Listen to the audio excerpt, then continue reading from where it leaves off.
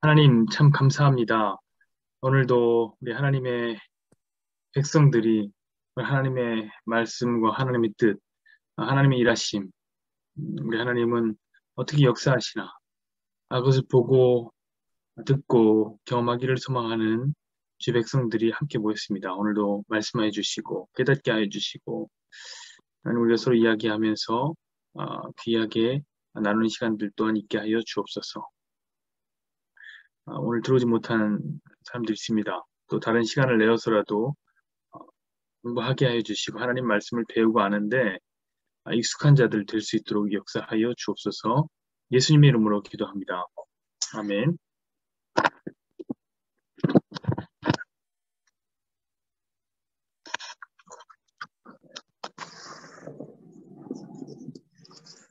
네.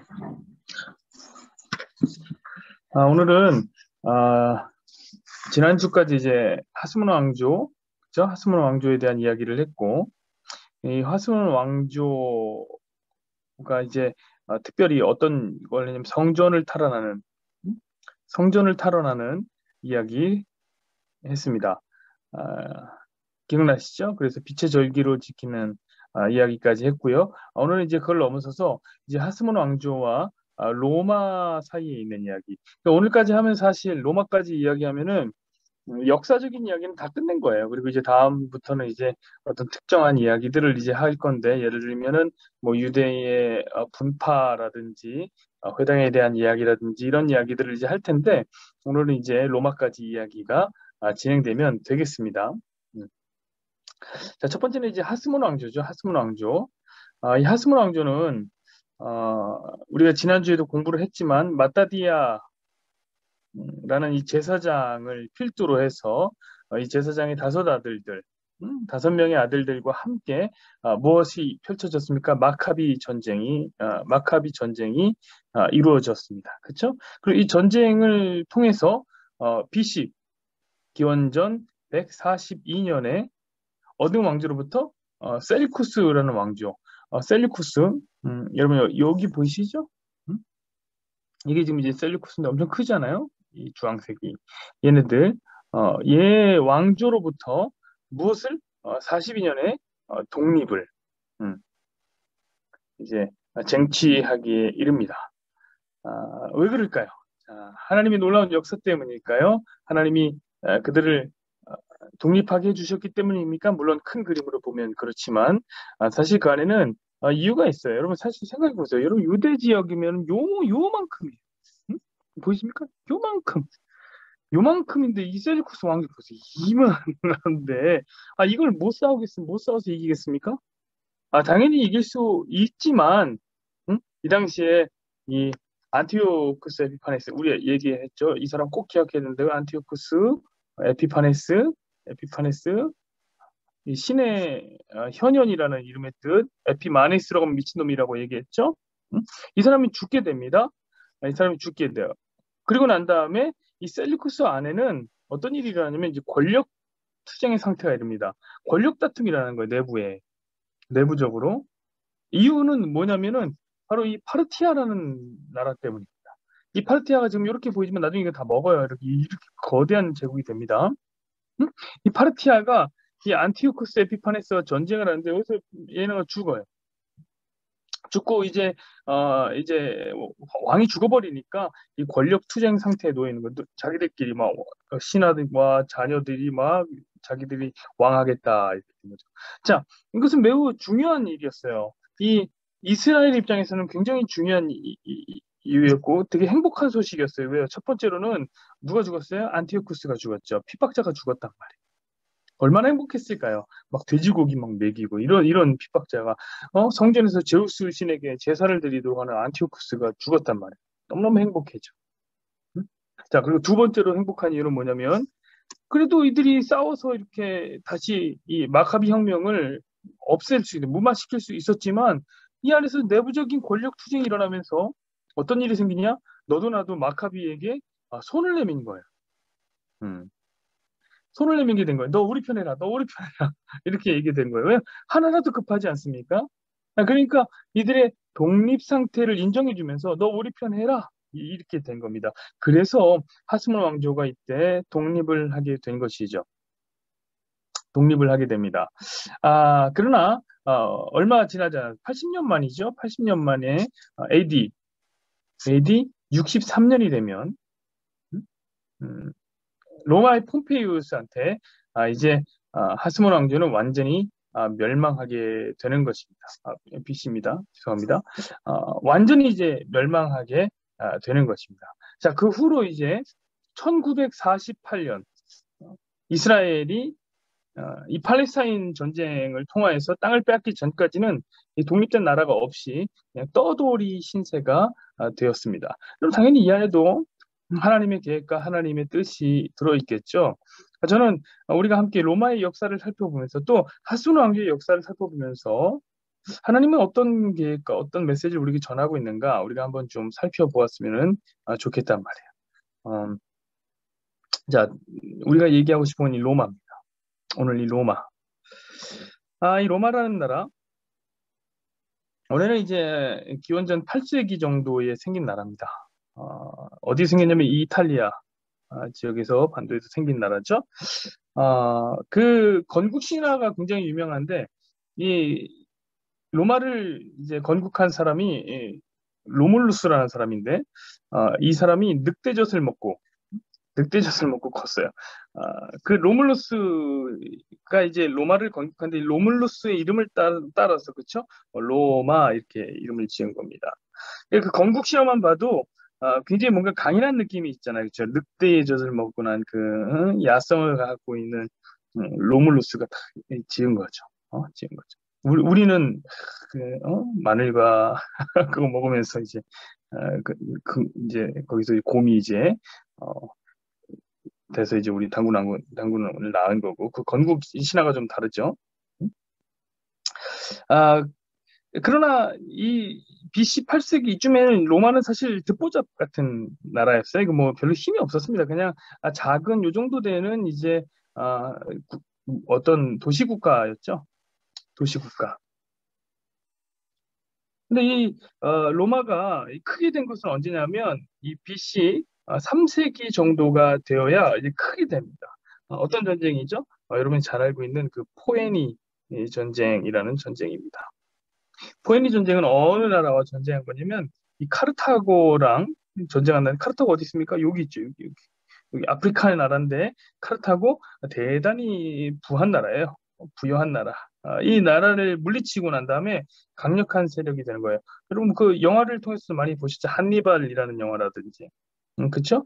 이 한니발과 카르타고의 한니발과 로마의 스피키오의 전쟁. 이거. 여기 싸우잖아요. 여기 싸우잖아요. 여기 싸우고 난 다음에 이제 로마는 강력한 도시가 됩니다. 왜냐하면 카르타고는 어떤 도시냐면은 이 지중해 지역을 장악하고 있는 강력한 해상 세력이었어요. 이 카르타고가.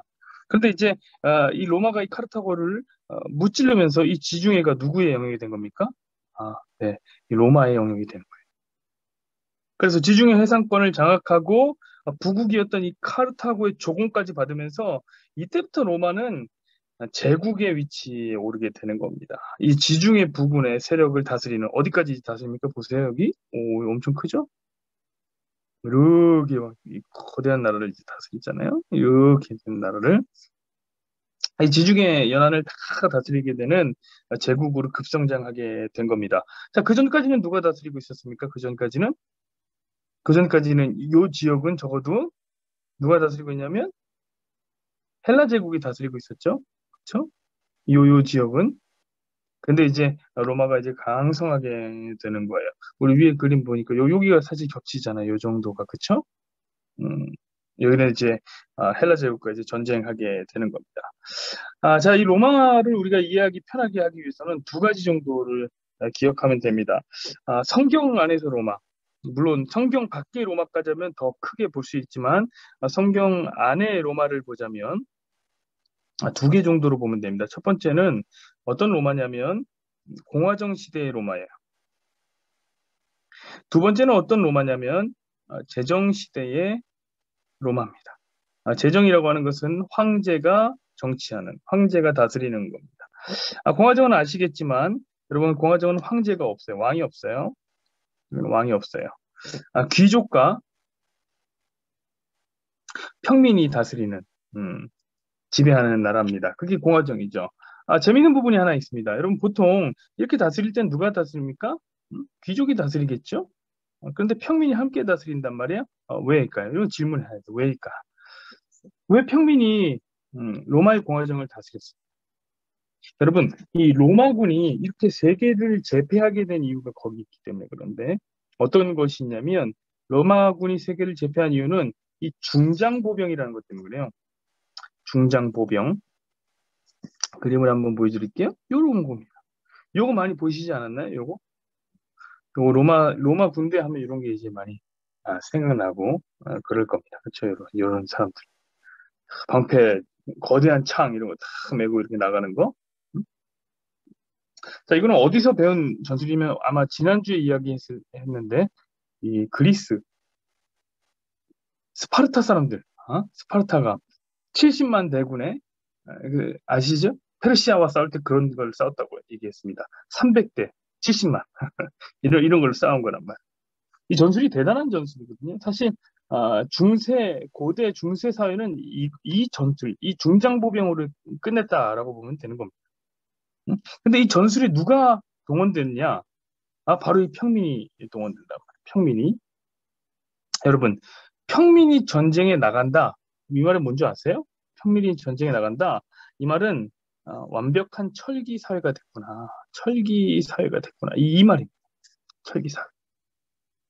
왜냐면 그 전에는 사실 이 전에는 누가 전쟁에 나가느냐? 귀족만 전쟁에 나가. 귀족만 전쟁에 나가요. 왜? 철기 시대 전에는 뭡니까? 청동기 시대입니다. 여러분 청동기 시대가 뭡니까? 이 동이잖아요.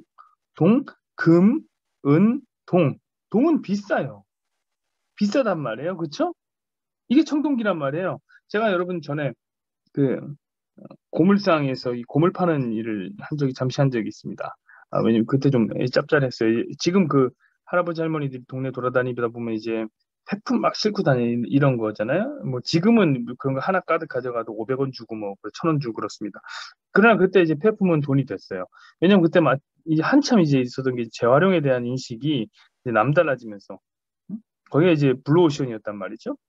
그래서 이제 저도 이제 사업에 뛰어들고 폐품을 갖다 팔고 이렇게 했는데 그때는 이제 종이랑 이제 철은 이제 같이 무게로 이제 처리하는데 같은 무게 같은 값으로 이제 처리했던 것 같아요. 당연히 철이 무겁죠. 그래서 철이 더 많이 돈을 주었어요. 그 공사장에 가면 이런 H빔이 있는 거 아십니까? 이런 H빔. 이게 지금 H처럼 생겨서 이제 H빔이라고 하는데 이런 H빔 한 조각을 딱 가져가면요. 한 3만 원을 줬어요. 그때 3만 원. 그래서 공사장에서 보면 경비 선언, 공사장에 뭐 가져갈 게 뭐 있습니까? 이런 거 훔쳐가는 사람이 있어요. 저도 그 공사장에서 그래서 경비 선 적이 있는데, 무섭습니다. 막 폐품 가져가는 사람들이 트럭 가져서 막 싣고 가고 그런단 말이죠. 어쨌든 이제 폐품이 돈이 됐습니다. 지금은 이제 할아버지 할머니들이 이제 많이 하기도 하고, 무엇보다 이제 중국이 엄청난 폐품 강국이에요.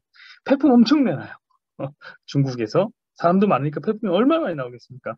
그러니까 공급이 많아지면서 당연히 이제 가격이 다운된 건데, 똥값이 된 건데, 그때는 이제 한 차 갖다 주면은 얼마 줬냐면 7만 원 정도를 줬습니다. 제가 한 차를 갖다 주면, 봉고차를 한 차 갖다 주면 7만 원 줬어요. 그런데 그때 제가 한참 그 무거운 그 종이를 꺼내고 있는데 어떤 한 트럭이 왔는데 트럭이 와서 그 에어컨 배관 아시죠? 에어컨 배관을 이제 이 에어컨 배관 이제 앞에 동이 붙어 동배관이라고 하는데 그 안에 동이 들어있거든요. 그 동배관을 한 차를 이렇게 설렁설렁 싣고 와서 이제 그걸 이제 내리는데 제가 정말 깜짝 놀랐습니다. 그 한 트럭을 가져왔는데 돈이 얼마 나왔냐면 그 사람이 500만 원을 받아가더라고요. 저는 한 차 싣고 7만 원 받아가는데 이 사람은 500만 원을 받아. 와, 그만큼 이제 동이 귀해요. 그래서 어떤 사람은 에어컨 배관을 훔쳐가는 사람도 있습니다. 여러분, 에어컨 조심하십시오. 에어컨 조심하세요. 자, 평민들은 어떤 거죠? 평민들은 돈이 없어요. 그쵸? 동으로, 청동기 시대에 동으로 전쟁을 못 한다. 그럼 누가 전쟁을 하느냐? 고대 사회에서는 누가 전쟁을, 이거 동을 사서 무기 만들 수 있는 귀족이 전쟁하는 거죠. 귀족들만 전쟁할 수 있는 거예요. 그럼 어떤 일이 생기느냐? 귀족들끼리 전쟁하면 학살을 안 해요. 학살 전쟁을 안 해요. 왜냐? 이 귀족들은 서로들 다 누구냐면 다 친척들이라. 어? 서로 다 친척들이에요. 왜 한 다리 건너면 다 정략 결혼하니까 친척들. 그런 사람들 뭐하러 뭐 생명 걸고 합니까? 자기 일 잘 사는데. 학살 전쟁을 안 한단 말이에요. 그럼 어떻게 보면 대장전을 한단 말이죠. 장수끼리 나와요. 장수끼리 대표전을 하는 거죠. 네가 이기면은 니네 팀이 이기는 거고 내가 이기면 우리 팀이 이기는 거다 해서 이기면 이제 전리품을 챙겨가는 거죠. 저도 뭐 포로로 끌려가거나 그러지 않습니다. 왜냐면 뭐 다 친척이기도 하지만 여러분 생각해보세요. 귀족이 전쟁하잖아요. 귀족 전쟁에서 져서 포로로 잡아가면 뭐 할 거면 일도 못 해요, 이 사람들. 일해본 적도 없어요. 농사 지어본 적이 없어요. 그러니까 못 지어요. 오히려 저도 자리 하나씩 줍니다. 왜 주냐면, 그래야 사회가 안정되거든요. 패배한 나라에도 뭘 줘야 안정되는 거예요. 그게 뭐냐면 이제 고대 전쟁의 특징이죠. 고대 전쟁의 특징입니다. 그런데 이제 철기가 된 거예요. 철기가. 그럼 철은 뭐라 그랬습니까? 싸요. 상대적으로 엄청나게 저렴합니다. 저렴하다는 건 뭐예요? 누구든지 다 가질 수 있다는 것이죠. 그리고 평민들이 살 수가 있는 거예요. 평민들이 이제 전쟁할 수가 있게 된 겁니다. 자, 그러면서 이제 전쟁의 양상이 확 바뀌는데 어떻게 바뀌냐면 대량 학살 전쟁으로 바뀌어요. 많이 나가서 싸우고 많이 죽여요. 자연스럽게 뭐도 생깁니까? 포로도 생깁니다. 왜? 사람들은 평민이에요. 대꾸하면 일 잘해요. 농사 잘 지어요. 자, 땅덩어리를 크게 빼앗고, 빼앗는 것도 이제 엄청 빼앗죠. 그 당시에 뭐 뺏지도 않습니다만, 전리품을 교환하는 수준이에요. 전리품을. 왜? 어차피 가도 뭐 땅 뺏어봤자 농사를 못 지어요. 귀족들은 어차피 농사를 못 짓는다니까. 근데 이제 그렇지 않아요. 농사 지을 수 있는 노예들이 나온단 말이에요. 그러니까 이제 땅덩어리도 옛날에는 안 뺏고 전리품만 빼앗았는데, 이제 땅을 빼앗습니다. 엄청나게 땅을 빼앗기 시작하는 거예요. 그랬다가 노예가 거기서 들어가죠. 이 땅 안으로 노예 들어가죠. 그럼 뭐가 생깁니까? 엄청난 이권이 생기잖아요. 응? 값싼 노동력. 그것으로 이제 농산물을 얻게 되는 것이죠. 자, 여러분 중세부터 이렇게 강력한 학살 전쟁이 벌어지기 시작했던 거고, 이 사람들이 이것을 가지고 어, 이권을 갖기 시작했고, 그것이 전쟁의 양상이 된 거예요. 그럼 어떤 일이 생길까요? 어떤 일이 생길까요? 요구가 생기겠죠, 당연히. 어떤 요구가 생길까요? 평민들의 요구가. 아니, 왜 귀족만 정치해? 이런 어떤 질문이 생기지 않을까요? 아니, 전쟁은 내가 가서 했는데, 왜 내가 가서 땅 딴 건데 왜 귀족만 정치하고 있어? 그런 생각을 하겠죠. 그래서 이제 평민들의 이 정치적인 입김이 이제 발휘되게 되는 거예요. 그게 이제 이 공화정이라고 하는 것의 이유가 됩니다. 공화정 괜히 생긴 게 아니라고요. 평민들이 나가 전투하기 때문에 생긴 거예요. 어? 호민관 정치 이런 거 나중에 한번 알아보시면 되지만 제도도 그래서 생긴 거고요. 아, 그래서 이제 로마는 공화정이 됩니다. 그런데 여러분 한번 생각해 보세요. 잘 생각해 보세요. 그래도 희한하잖아요. 평민과 귀족이 그렇게 다투는데 귀족이 이들의 이야기를 다 들어주고 있단 말이에요. 다 들어주고 있어요. 이상하죠? 우리나라 조선시대 같다고 생각해 보세요. 조선시대. 그럼 바로 잘라버렸죠. 이것들이 어디서 나대? 이렇게 하면 잘라버렸죠. 그런 아이들은 다 들어줬어요. 왜? 아직 이 이탈리아 반도를 차지하기 위해서. 이 거대한 나라를 차지하기 위해서는 누가 필요하기 때문에? 이 평민들이 필요하기 때문에 그들의 의견을 들어줬습니다. 의견을 들어줬어요. 자, 이제 요만했던 로마가 엄청나게 커지고 있습니다.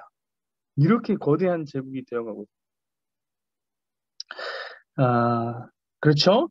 그럼 여러분 뭐가 넓어진다고 아까 했습니까? 당연히 농장이 넓어지기 시작합니다. 그렇죠? 그 농장이 넓어져요. 그러면 또 뭐가 필요해요? 여기 노예가 필요해요. 그 전쟁했으니까 노예도 많아지죠? 당연히 농작물도 많아집니다. 근데 누가 농사했어요? 노예가 농사했어요. 그럼 농작물의 가격은 어떻게 될까요? 가격은 적어져요. 내려간단 말이에요. 자, 그리고 이 가격을 어딘가에서 이 넓은 공장에서 농장에서 농사한 농작물을 어디다 갖다 팔아요, 이제? 본국인 로마에 갖다 팔죠. 싼 가격의 농작물을. 여러분, 그럼 어떻게 될까요? 어떤 일이 생길까요? 이 로마 안에 있는, 이 안에 들어있는 누구? 자영농들이죠. 이 자영농들은 몰락하기 시작합니다. 왜요? 밖에서 값싼 농작물이 들어오니까. 값싼 걸 파니까 이제 자영농들이 몰락. 여러분, 이 자영농이 누굽니까? 이 자영농이 누구냐면 이 사람들이요, 바로. 응? 이 사람들. 전쟁하던, 전쟁하던 사람. 전쟁하던 평민. 이 사람들이 바로 자영농들이에요. 자, 이 평민들이 열심히 전쟁하고 이제는 좀 돌아와서 고향에 돌아와서 편하게 농사 지으면서 살려고 하는데, 자, 전쟁하고 왔더니 농사 지을 자리가 없어요. 자기들이 설 자리가 없어요. 농사는 지을 수 있는데 값이 안 맞아요. 대농장의 사람들과 이길 수 없어요. 가격 전쟁에서 이길 수가 없었어요. 자, 그래서 여러분, 로마 같은 나라, 우리 교과서에 보면은 그런 거 혹시 기억나십니까? 그라쿠스 형제의 개혁, 이런 거. 그라쿠스 형제의 개혁. 이 사람들이 무슨 개혁을 한 거냐면, 야, 땅 돌려주자, 우리가. 너무 땅 우리가 많이 갖고 있어서 값이 너무 싸졌잖아. 자영농들 다 망하잖아. 이렇게 이거 한 거예요. 땅 주자. 땅 주자. 근데 이들의 의견이 들어질까요? 당연히 안 들어지.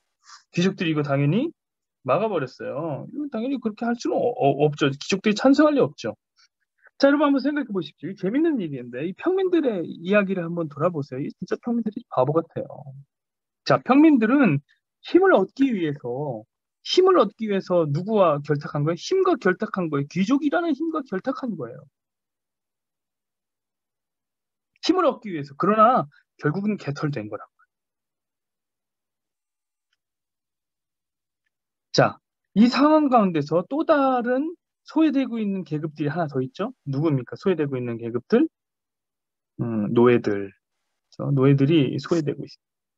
로마는 이제 노예 나라라고도 불리는데, 아, 그래서 여러분 어떤 일이 일어나냐면, 이 스파르타쿠스의 난, 제가 이 참 드라마 재밌게 봤습니다. 스파르타쿠스의 난이라는 게 이제 펼쳐집니다. 스파르타쿠스는 누구냐면, 이 전쟁 노예였고, 이 사람은 검투사였어요. 이 검투사가 이제 왜 우리는 이렇게 자유를 잃고 이들의 유의를 위해서 우리의 생명을 빼앗기는가? 72명의 검투사들, 다른 검투사들을 데리고 나가서 이제 반란을 펼치는, 나중에 보면 이제 12만 명까지 됩니다. 엄청나게 많이 거대한 나라가 되죠. 자, 근데 훈련된 이 병사들, 이 검투사들 이기가 힘들잖아요. 그때 이제 누가 진압하러 들어가느냐? 자, 이 검투사들을 진압하기 위해서 누가 들어가느냐? 바로 아까 전에 얘기했던 거대한 땅을 소유한 유력자들이 들어가기 시작합니다. 아니, 왜 땅 가진 사람, 농장 가진 사람이 유력자, 왜 전쟁하러 갑니까? 여러분 잘 생각해 보세요. 땅이 많아요. 이 말은 뭐냐면 돈도 많다는 거예요. 그렇죠. 돈이 많아요. 그런데 여러분 생각해 보세요. 누가 몰락했어요? 자영농이 몰락했어요. 자영농들이 이제 땅이 없어. 그럼 이 사람들 뭐 할까요? 농사 안 짓고. 이 사람들 했던 게 있잖아요. 뭐 했어요? 이거 했었잖아요. 이 전쟁했었잖아요. 그러니까 전쟁했던 경험이 있는 거예요. 그러니까 자영농은 몰락해서 뭐가 되냐면 다시 군인이 됩니다. 직업군인이. 나가서 전투하는 직업군인이 되는 거예요. 자, 그러니까 어디에 몰릴까요? 돈이 많은 유력자에게 모여서 그 유력자의 군사력이 되어주는 겁니다. 그러니까 평민들은 이 귀족들과 자기가 힘이 딱 동등하다 생각했겠지만 이 공화정을 하면서 아니요, 사실 알고 보니까 다 유력자의 밑으로 들어간 거예요. 완전히 망한 거예요. 완전히. 자, 그렇게 돈으로 산 유력자, 돈으로 군대를 산 유력자, 그 중에 한 사람이 누구냐면 이제 폼페이우스라는 사람이에요. 우리 잘 아는 사람이죠. 폼페이우스. 아까 전에 말했잖아요. 이스라엘을 멸망시킨 사람. 그리고 또 한 사람 누구냐?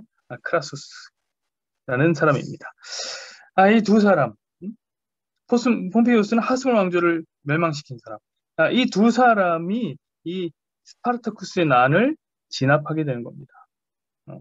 강력한 군사력과 강력한 돈을 가지고. 자, 그리고 이들이 바로 이런 영향력 하에서 무엇을 하게 되냐면 로마에서 1차 삼두 정치를 하게 됩니다. 삼두 정치 느낌이 오죠. 삼두, 세 개의 머리가 있는 거예요. 그렇죠? 자, 누구냐면 아까 전에 말씀드렸던 이 폼페이우스, 그리고 크라수스, 그리고 또 한 사람, 그 유명한 사람이죠. 그 유명한 사람, 카이사르라는 사람입니다. 카이사르는 굉장히 유명하죠. 이 사람은 이제 전쟁도 굉장히 잘했지만, 전쟁 잘했지만, 글도 되게 잘 쓰는 사람, 소질이 탁월했어요. 문과, 무과에 동시에 탁월한. 그래서 어떤 일을 합니까? 바람을 엄청 피웠어요. 문란했던 사람이죠. 희대의 바람둥이 카이사르입니다. 자, 사람들이 어떤 사람 좋아할까요? 당연히 카이사르 좋아하지 않을까요? 사람들은 이런 사람 좋아해요. 카이사르가 시민들의 지지를 온몸에 받으면서 여기서 이제 갑자기 이 셋 중에서 약진하기 시작합니다. 약진하기 시작해요. 자, 그러던 와중에 이 크라수스가 전투하다 죽게 돼요. 아까 그 파르티아 이 사람과 전투하다 또 죽어요. 이 사람이 죽습니다. 그리고 이제 둘만 남아요. 폼페이우스와 카이사르 둘만 남게 되는 거죠. 자, 힘의 균형이 생겨버린 거죠. 힘의 균형이 무너져 버린 거죠.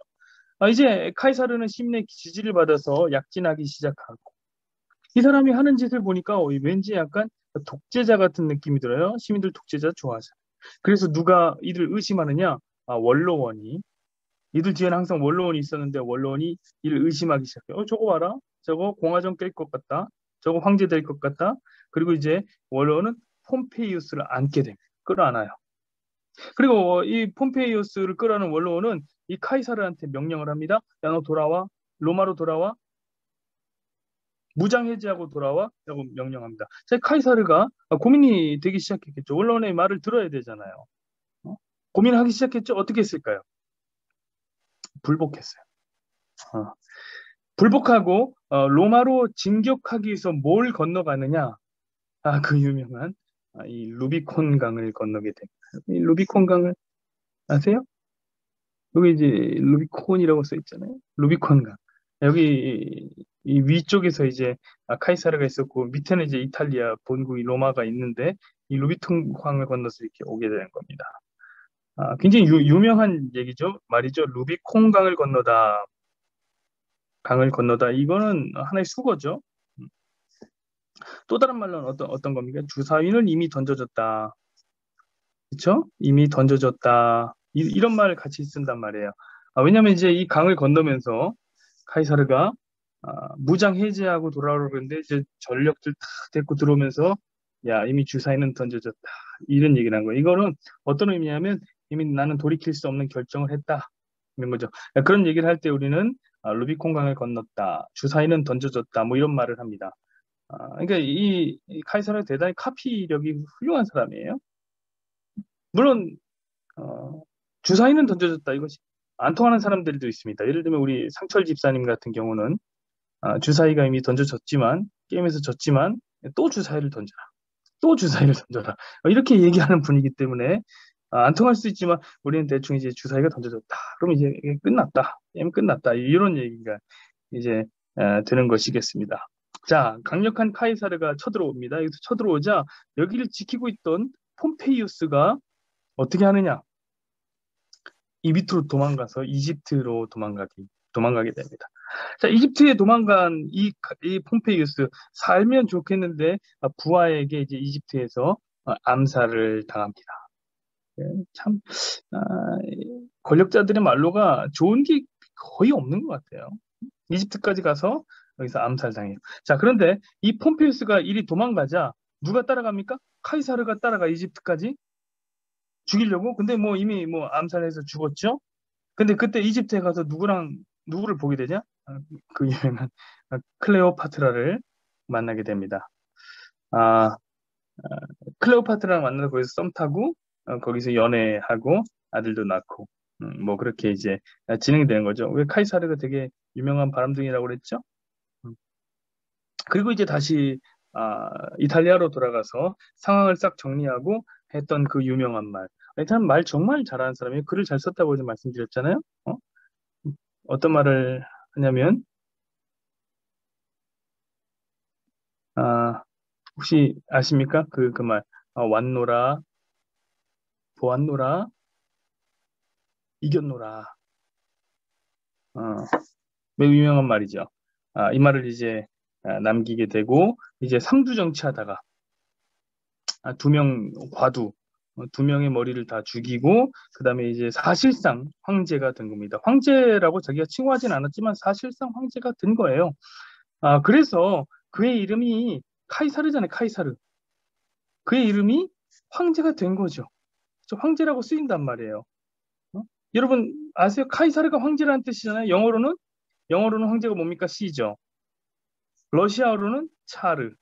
그렇죠? 독일어로는 카이저. 이게 다 이 카이사르라는 이름에서 온 거예요. 성경에서 보면 뭐라고 나옵니까? 가이사. 가이사라고 나오죠. 그래서 예수님 뭐라고 합니까? 가이사의 것은 가이사에게, 하나님의 것은 하나님에게 이런 말씀을 하신단 말이죠. 예수님이. 바로 그 카이사르. 카이사. 그의 첫 번째 성이 뭡니까? 줄리어스라는 음, 성을 갖고 있죠. 그것이 이제 7월 우리가 이제 가게 되는데 제가 이제 7월까지는 이제 집을 비워야 하는 이제 슬픈 일이 있는데 이 7월의 줄라이의 이름이 됩니다. 그 대단히 유명한 사람이에요. 대단한 사람인 거죠. 자, 결국 힘이 이긴 것 같습니다. 힘이 승리한 것 같아요. 그쵸? 강력한 힘을 가진 카이사르. 그 사람이 이겼습니다. 그러나 여러분, 힘이 이기는 경우는 거의 없어요.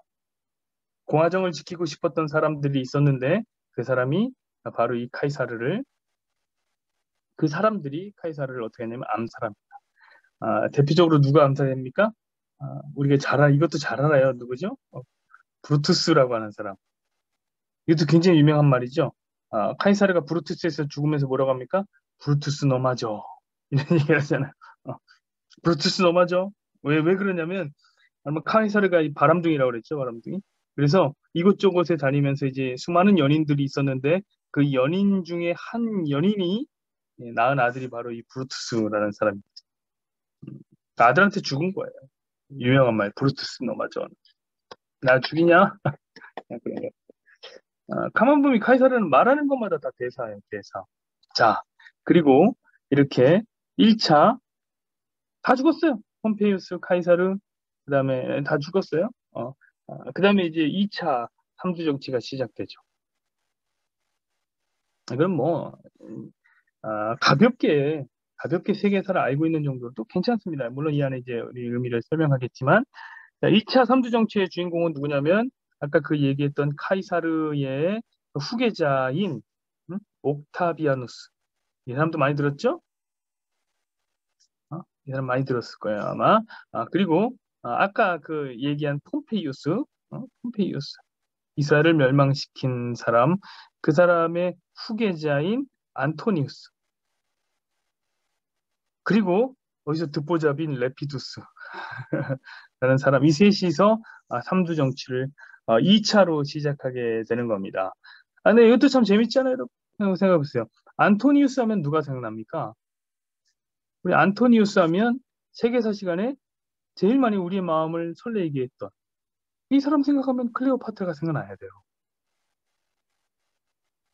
왜냐면 안토니우스의 연인이잖아요. 클레오파트라. 근데 아까 얘기했죠. 클레오파트라가 누구의 연인이었습니까? 아니, 자기의 정적의 전임인 카이사르의 연인이었어요. 음? 그러고 보니까 이제 진정한 승자는 클레오파트라이다. 이런 생각이 듭니다. 둘이 죽음을 같이 할 정도로 사랑을 했던 사람이죠. 이둘 사이에 자식도 있거든요. 카이사르랑 자식도 있는데 안토니우스랑 또 연인이 되어서 살게 되는 거죠. 음. 그러나 여러분, 성도라면 안토니우스 하면 누가 뭐가 생각나야 됩니까? 클레오파트라입니다. 이런 생각을 하는데요. 성도라면 안토니우스 하면 무엇이 생각납니까? 하면 헤롯 대왕에게 왕의 자리를 준 사람이 바로 이 안토니우스입니다. 음, 우리 그렇게 알아야 돼. 그렇게. 자, 결국에 이 레피투스는 없어졌고 이왕에 옥타비아누스와 안토니우스 둘 간의 전쟁은 그 유명한 악티움 해전에서 이 옥타비아누스가 승리하게 되면서 안토니우스는 이제 끝나버리게 되는 겁니다. 뭐 이야기의 썰에 의하면은 이 클레오파트라가 아, 이 옥타비아누스가 안토니우스를 제거하자 옥타비아누스한테도 이제 추파를 던졌다고 그러죠. 음. 네, 여기는 안 통했어요. 이미 이때는 나이를 많이 먹은 상태에서 여기까지는 이제 안 터졌습니다. 자, 그리고 이제 이 권력 싸움의 끝이 이 옥타비아누스에서 끝나게 된 거예요. 끝나게 된 거예요. 그러면서 이제 자연스럽게 어떤 시대가 열리냐면 제정 시대가 열리게 됩니다. 제가 아까 말씀드렸죠. 처음에 1차는 우리 공화정 시대를 알아야 된다. 로만. 두 번째는 제정 시대를 알아야 된다. 자, 그렇게 공화정이 여기서 끝나고 옥타비아누스가 제정 시대를 열게 됩니다. 이 옥타비아누스가 초대 황제, 제1대 황제인 아우구스투스라는 사람입니다. 이 사람 유명하죠? 존엄자라고 불리는 존엄자라는 이름을 원로원에게 받은 사람이에요. 성경에서는 뭐라고 나옵니까? 이 사람이 아구스도 이렇게 나오죠. 아구스도의 명을 받아 예수님이 어디로 갑니까? 그 호적하러 가서 이제 여관에서 말구유에서 이제 양구유에서 이제 낳게 되는 겁니다. 바로 이 사람이죠. 아우구스투스. 황제가 정치를 하는 시대가 열린 겁니다. 누가 세웠는데? 평민이 세웠는데. 이게 되게 재밌는 것 같아요. 저는 이런 걸 보면은 참 재미있어요. 평민들이 세운 로마, 그래서 평민들의 의견을 줄여주던 로마였는데 결국에 평민들은 온데간데 없이 사라지고 누구만 남게 돼요? 이 황제만 남게 돼요. 저는 이것이 권력의 특징이라고 생각합니다. 권력이 이런 거예요. 권력이라는 것은 반드시 한 곳을 향해서 달려가게 됩니다. 한 곳에 집중돼요. 근데 평민들은 아직도 믿는 거죠. 평범한 사람들은 아직도 믿어요. 뭘 믿어요? 정치 세력을 믿고 힘 있는 세력을 믿죠. 힘 있는 나라를 믿고. 하나님께서는 언제나 이런 일들을 경계하셨어요. 힘 있는 나라의 원조를 구하지 마라. 힘 있는 나라를 의지하지 마라. 애굽을 의지하지 마라. 애굽에 빌붙지 마라. 늘 그렇게 말씀하셨습니다. 왜? 여러분 알고 보면 애굽이라는 나라가 이스라엘을 도와주는 것 같으나 그렇지 않았어요. 이스라엘을 다 빼먹는 것을 하나님 알고 계셨기 때문에. 그래서 하나님은 이스라엘에게 절대 애굽을 의지하지 말아라 라고 얘기했지만 이스라엘은 절대 애굽을 의지하고 맨날 빌붙는 거예요. 맨날 빌붙는 거예요. 작은 나라가 해야 할 일은 외교밖에 없다. 맨날 여기 붙었다 저기 붙었다. 그래서 망하는 게 이제 이스라엘이라는 나라인 것입니다. 여러분 사실 오늘 제가 로마 역사도 쭉 이야기를 했지만 로마 역사도 여러분 그런 거 아닙니까? 로마 역사도 그래요. 여러분 폼페이우스에게 빌붙던 폼페이우스가 힘이 세다 그러니까 여기에 빌붙던 누구? 원로원이 어떻게 됩니까? 카이사르에게 망하게 되고 여자에게 의존하던 카이사르는 여자에게 의존했는데 여자가 낳은 아들에 의해서 죽임을 당하게 되고 이스라엘도 마찬가지예요. 여러분 이스라엘도 이야기를 봤잖아요. 이 하스몬 왕조의 이야기를 제가 먼저 말씀드렸잖아요. 그렇죠? 셀류쿠스 왕조가 자기들이 힘써서 한 게 아니라니까요. 셀류쿠스가 자기 안에서 내부 권력 싸움을 하자 어부지리로 생긴 나라가 이 하스몬 왕국입니다. 그런데 이 하스몬 왕국이 뭐 하는지 아세요? 맨날 내부 권력 싸움이에요. 그러다 결국에 이스라엘을 멸망시킨 로마의 폼페이우스 있잖아요. 이 폼페이우스가 멸망시켰는데 이들이 하스몬 왕국을 쳐들어왔습니다. 들어왔는데 너무 재밌는 게 뭐냐면 이 하스몬 왕국이 그때 어떤 권력 싸움이 있냐면은 힐카누스 2세라는 사람 다음 주에 잠깐 얘기를 했겠지만 히카누스 2세라는 사람이랑 아스토블루스 지어지는 거예요. 2세라는 사람이 이 둘이 싸워요. 형제지간인데 둘이 왕권 싸움을 하고 있는데 이 폼페이우스가 쳐들어왔어요. 그런데 둘 다 폼페이우스한테 붙는 거예요. 둘 다 내 편 대달라고. 내 편 대달라고. 그래서 결국에 여러분 폼페이우스는 무혈 입성을 하게 되는 거예요. 그리고 결국에 여러분 이들이 이렇게 싫어하던 이스라엘이 항상 싫어하는 사람 나라 중에 한 나라가 어디입니까? 에돔 아닙니까? 에돔. 어? 에돔 사람인 헤롯에게 지배권까지 빼앗기게 되는 거예요. 그러면 이 과정도 너무 재밌는데 아까 말씀드렸잖아요. 이 두 사람의 싸움, 힐카누스 2세, 아스토블루스 2세의 이 싸움. 여러분, 이 하스몬 왕조를 학자들이 평가할 때 항상 두 가지 잘못이 있다 이렇게 얘기합니다. 첫 번째 잘못은 뭐냐면 이 하스몬 왕조는 특징이 뭐냐면 재정 일치 사회예요. 다시 그대로 돌아간 거죠. 어? 재정, 어? 그죠? 제사 드리는 것과 정치가 하나가 된 거예요. 다른 말로는 정교 일치. 정교를 분리시키지 않고 정치와 종교를 분리시키지 않고 하스몬의 왕들은 다 뭐냐면 왕인데 대제사장이. 그들은 같이 여기면서 왜? 이거 왜 이런 겁니까? 힘을 나누기 싫어서. 힘을 얻고 싶어서 그랬던 거예요. 힘을 추구했던 거예요. 여러분 하스몬은 지난번에도 얘기했지만 힘을 추구한 나라예요. 그래서 어떤 나라 마카비 망치로 때리는 힘으로 전쟁에서 다윗 왕국의 회복 이것이 그들의 유일한 목적이었어요. 그래서 힘을 얻자마자 뭐냐면 사마리아 성 쳐들어가서 사마리아 성 다 불태우고 다 없애버리고 그다음에 그리스어를 못하게 하고 어떤 얘기입니까? 이거 되게 극보수적인 일이잖아요. 국수적인 이야기잖아요. 그쵸? 국수주의자들. 그렇게 다윗 왕권을 막 회복하면서 나갑니다. 그러다 어디까지 가느냐? 에돔이라는 지역까지 가요. 에돔이라는 지역은 이스라엘이 이렇게 있으면 이 오른쪽 아래에 있는 지역인데 이 에돔이라는 나라는 원래 여러분 이들이 원하던 다윗 왕국의 회복과는 아무 상관이 없어요. 원래 이스라엘이 이렇게 있었고 다윗 왕국이 이렇게 있었지만 다윗 왕국 안에 에돔은 들어와 본 적이 없습니다. 그런데 다윗 왕국과 전혀 상관없는 에돔 지역인 이 이두메 지역을 이들이 정복하게 된 거. 여러분 바로 이 부분이 역사학자들이 지적하는 하스몬 왕조가 저지른 두 번째 욕심입니다. 두 번째 잘못. 자, 첫 번째 잘못은 뭐였습니까? 첫 번째 잘못은 왕인데 대제사장을 겸한 것. 두 번째 잘못은 뭐냐면 에돔 지역인 이두메 지역을 정복한 것 이렇게 얘기합니다. 자, 왜 정복했을까요? 당연히 힘 때문이죠. 힘 때문에. 힘 때문에. 욕심 때문에 땅을 더 갖고 싶었어. 그럼 여러분 한번 생각해 보십시오. 욕심나기 때문에 정복한다 이렇게 할 수는 없잖아요. 그렇죠? 내가 욕심나기 때문에 정복한다. 그럴 수는 없어요. 그래서 다른 어떤 명분을 제시하는데 그것이 뭐냐면 한때 이제 기독교인들이 오늘날 기독교인들도 잘 사용하는 부분인데 뭐냐면 선교라는 겁니다.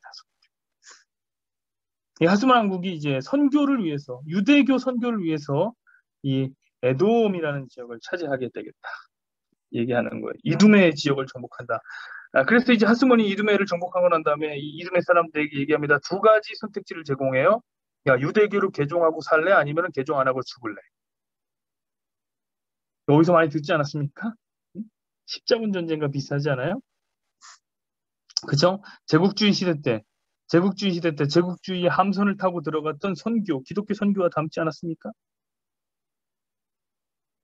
여러분 근데 재밌는 건 뭐냐면 이들이 힘을 추구하면서 이두메를 정복하고 선교라는 이름으로 그들을 끌어안을 때에 개종한 사람이 누구냐면 바로 헤롯의 아버지 안티파터라는 사람. 여기서 나온 거예요, 안티파터가. 헤롯이 안티파터에게 나온 거예요. 그리고 결국 이 안티파터의 정치적인 영향력 때문에 이 사람 은 똑똑한 사람이거든요. 이 정치적인 영향력 때문에 이스라엘은 결국에 이 헤롯에게 지배를 당하는 네, 그런 아주 재밌는 역사를 만들어내게 되는 겁니다. 여러분, 힘을 추구하는 것이 결국 힘에 의해서 삼켜지게 되는 것을 우리는 보게 되는 거죠.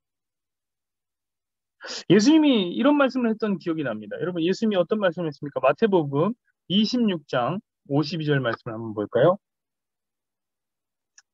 마태복음 26장 52절의 말씀입니다. 이렇게 기록되어 있습니다. 이에 예수께서 이르시되 네 칼을 도로 칼집에 꽂으라. 칼을 가지는 자는 다 칼로 망하느니라. 아멘. 유명한 말이죠, 여러분. 어떤 말입니까? 칼로 흥한 자, 칼로 망한다. 자, 에돔으로 흥한 자, 에돔으로 흥한 자, 에돔으로 망한다. 그거예요. 여러분, 그러나 이스라엘은 언제나 무엇을 추구하느냐? 에돔을 추구하는 역사였어요, 에돔. 여러분, 에돔이 뭡니까? 에돔이라는 것은 이름인데, 누구의 이름이에요?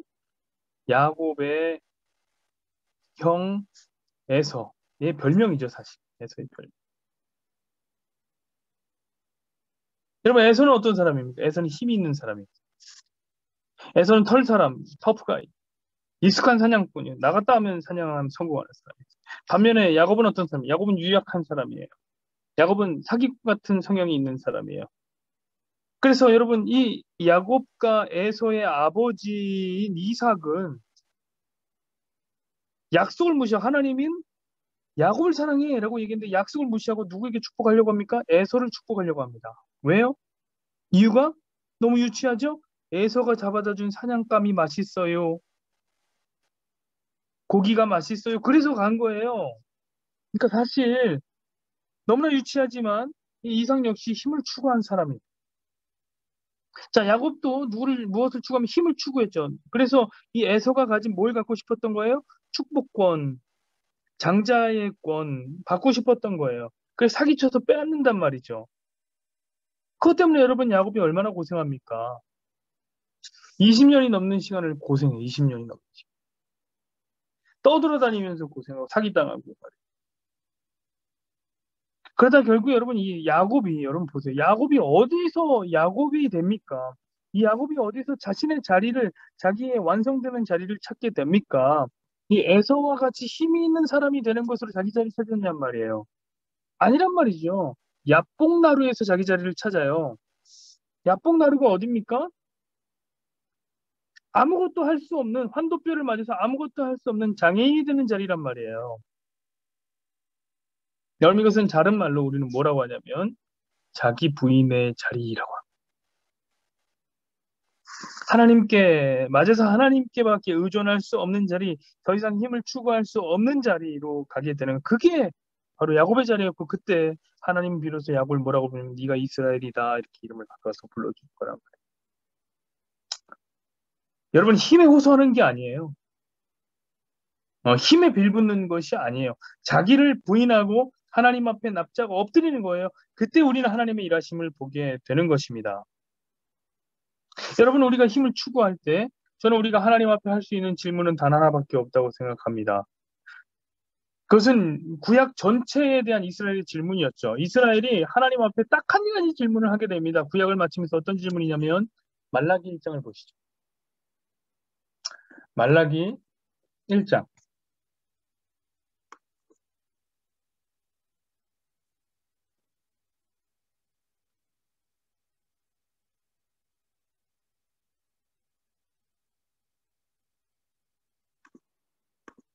음. 2절에서 4절까지의 말씀 볼까요? 이렇게 써 있습니다. 여호와께서 이르시되 내가 너희를 사랑하였노라 하나 너희는 이르기를 주께서 어떻게 우리를 사랑하셨나이까 하는도다. 나 여호와가 말하노라 에서는 야곱의 형이 아니냐. 그러나 내가 야곱을 사랑하였고 에서는 미워하였으며 그의 산들을 황폐하게 하였고 그의 산업을 광야 이리들에게 넘겼느니라. 에돔이 말하기를 우리가 무너뜨림을 당했으나 황폐한 곳을 다시 쌓으리라 하였거니와 나 만군의 여호와는 이르노라 그들은 쌓을지라도 나는 헐리라. 사람들이 그들을 일컬어 악한 지역이라고 할 것이요 여호와의 영원한 진노를 받은 백성이라고 할 것이며. 자, 이스라엘은 얘기하는 거예요. 하나님이 이렇게 말씀하십니다. 얘들아, 내가 구약 성경에 계속 얘기했다시피 나는 너희를 사랑한다. 거기에 이스라엘이 이렇게 하나님이 우리를 어떻게 사랑하셨습니까? 따지듯이 묻는 거죠. 하나님 나를 어떻게 사랑하셨죠? 구약은 전체가 하나님이 이스라엘 사랑한다는 내용인데 그런데 힘을 추구하는 이스라엘은 하나님의 사랑을 느껴본 적이 없는 거예요. 왜 못 느꼈냐? 하나님을 힘준 적이 없어요. 그들은 힘을 사랑하는데 하나님은 그들에게 힘 안 줬어요. 왜요? 힘을 추구하는 자들은 결국 에돔처럼 되기 때문에 주지 않은 겁니다. 힘을 추구하기에 에돔을 정복하고 결국 에돔에 의해서 정복을 당한 이스라엘의 이야기처럼 하스몬의 이야기처럼 하스몬은 힘을 추구하고 에돔을 집어삼키고 그 에돔에게 집어삼킴을 당하게 된 거예요. 여러분 그런 것처럼 비록 에돔이 맛있는 보기에는 맛있는 팥죽 같아 보여요. 그러나 사실 에돔은 사람을 죽이는 팥죽입니다. 여러분 그것이 로마와 하스몬 왕국의 역사에서 보이지 않습니까? 저는 그것이 보여요. 하나님 그 드러내는 중이에요. 에돔은 로마는 자기가 또다시 일어나리라 라고 얘기하고 우리는 또다시 힘을 낼 겁니다. 팍스 로마나 이 세상을 로마를 통해서 평화를 얻습니다. 라고 이야기할지 모르지만 하나님은 그들을 무너뜨려요. 힘을 추구하는 자는 힘에 의해서 무너지겠다는 거예요.